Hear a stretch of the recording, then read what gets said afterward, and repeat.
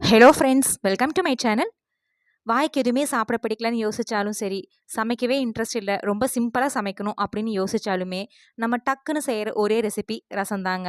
அந்த ரசமும் மணக்க மணக்க வாய்க்கு ருசியாக இருக்கணும் அப்படின்னா இந்த மாதிரி பொடி அரைச்சு சுவையாக செஞ்சு பாருங்க.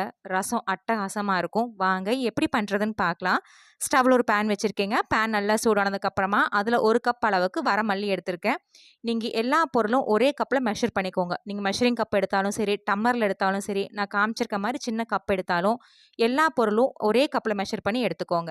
இப்போ இந்த கப்பில் 1 கப் அளவுக்கு வரமல்லி எடுத்திருக்கேன். இது நல்லா செவந்து வறுபட்ட மணம் வரணும். வரமல்லி அப்படியே அழுத்தும் போது 2ஆ உடையணும். அந்த அளவுக்கு நல்லா வறுத்து எடுத்துக்கணும். நல்லா மொறு மொறுன்னு வறுத்து எடுத்துக்கணுங்க.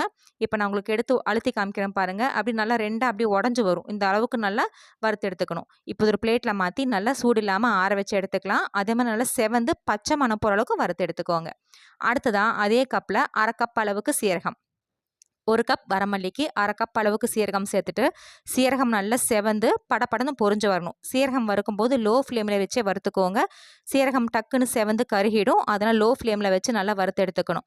பாருங்கள், இந்த மாதிரி நல்லா செவந்து வறுப்பட்ட வந்ததுக்கு அப்புறமா இது வரமல்லியோட சேர்த்துட்டு இதையும் ஆற வச்சு எடுத்துக்கலாம். அடுத்ததாக அதே பேனில் 1/4 கப் அளவுக்கு மிளகு எடுத்துருக்கேங்க. இந்த மிளகையும் ஒரு 3லேருந்து 5 நிமிஷம் வறுத்து எடுத்துக்கலாம்.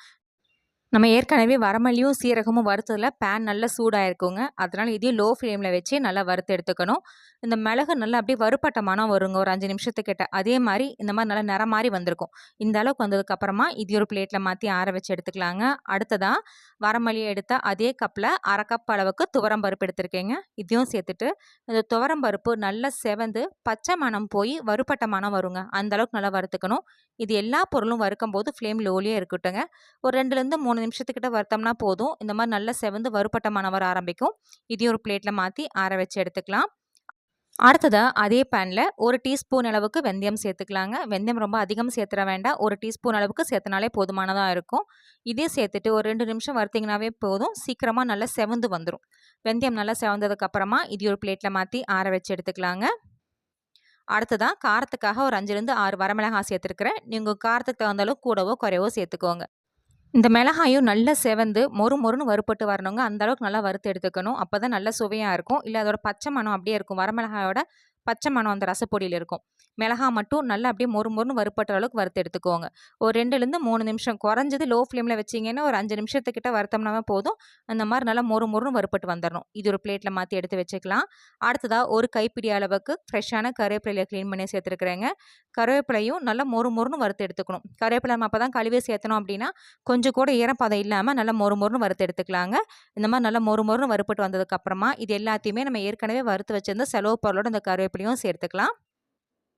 கடைசியாக இது கூட 1 டீஸ்பூன் அளவுக்கு பெருங்காயத்தூள் சேர்த்துக்கிறேங்க. நீங்கள் பெருங்காயத்தூள் பதிலாக கட்டி பெருங்காயமும் சேர்த்துக்கலாம். பெருங்காயத்தூள் சேர்க்கும்போது ஃப்ளேம் ஆஃப் பண்ணிட்டு சேர்த்துக்கிறேன். ஏன்னா பேன் ரொம்ப சூடாக இருக்குது, கருகிடும். அதனால் ஆஃப் பண்ணதுக்கப்புறமா பெருங்காயத்தூள் சேர்த்துட்டு ஒரு நிமிஷத்துக்கு மட்டும் அந்த பெருங்காயத்தூள் அப்படியே நல்லா வறுத்து எடுத்துட்டு இதையும் நம்ம ஏற்கனவே வறுத்து வச்சுருந்த செலவு பொருளோட சேர்த்துக்கலாம். கட்டி பெருங்காயம் சேர்க்குற மாதிரி இருந்தால் லோ ஃப்ளேமில் வச்சு ஒரு 2 நிமிஷம் மட்டும் நல்லா வறுத்ததுக்கப்புறமா சேர்த்துக்கோங்க.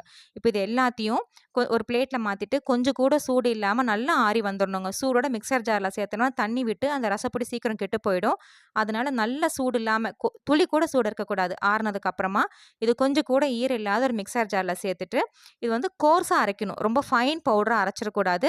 கோர்ஸ் பொடியாக கொரகொரப்பாக அரைச்சி எடுத்தோம்னா ரசத்துக்கு ரொம்ப சுவையாக இருக்கும். நான் காமிக்கிறேன் பாருங்கள். இந்த மாதிரி ரொம்ப கொரகொரம் இல்லாமல் இந்த அளவுக்கு அரைச்சி எடுத்தோம்னா போதும். இது ஒரு ஏர்டைட் கண்டெய்னரில் போட்டு ஸ்டோர் பண்ணி வச்சிட்டோம்னா 3 மாதம் வரைக்கும் கெட்டு போகாதுங்க. சூப்பராக இருக்கும். இன்ஸ்டண்ட்டாக நம்ம ரசம் வைக்கும்போது இந்த பொடி சேர்த்து செஞ்சு பாருங்கள். அவ்வளோ சுவையாக இருக்கும். ஃப்ரெண்ட்ஸ், நீங்களும் இந்த சூப்பரான சுவையான மணக்க மணக்க ரசப்பொடி செஞ்சு பாருங்கள். செஞ்சு பார்த்துட்டு உங்கள் கமெண்ட்ஸுங்களை சொல்லுங்கள். உங்களுக்கு இந்த வீடியோ பிடிச்சிருந்தா மறக்காம நம்ம சேனலுக்கு சப்ஸ்கிரைப் பண்ணுங்கள், லைக் பண்ணுங்கள், ஷேர் பண்ணுங்கள்.